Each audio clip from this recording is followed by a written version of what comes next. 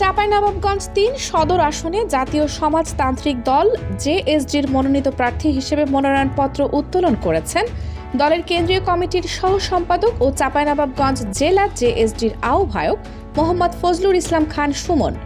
22 December সোমবার দুপুর 12টায় চাঁপাইনবাবগঞ্জ জেলা প্রশাসকের কার্যালয়ে রিটার্নিং কর্মকর্তা ও জেলা প্রশাসক মোহাম্মদ শাহাদত হোসেন মাসুদের নিকট থেকে তিনি মনোনয়নপত্র সংগ্রহ করেন।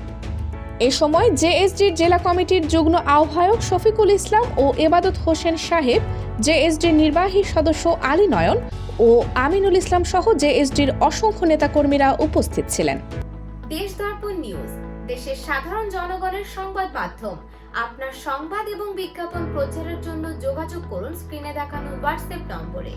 মনোনয়নপত্র উত্তোলনের পর ফজলুর ইসলাম খান সুমন সাংবাদিকদের বলেন, চাঁপাইনবাবগঞ্জ ৩ আসনের জনগণের দীর্ঘদিনের বঞ্চনা দূর করতে এবং একটি কল্যাণমূলক ও দুর্নীতিমুক্ত সমাজ গঠনের লক্ষ্যে তিনি নির্বাচনে অংশগ্রহণ করতে আগ্রহী হয়েছেন।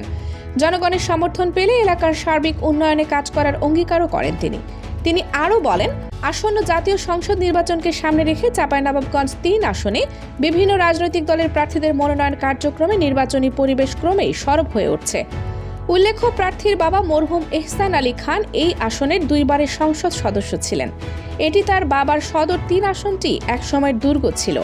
সন্তান হিসেবে বাবার এই আসনটি পুনরুদ্ধার করতে তিনি অঙ্গীকারাবদ্ধ।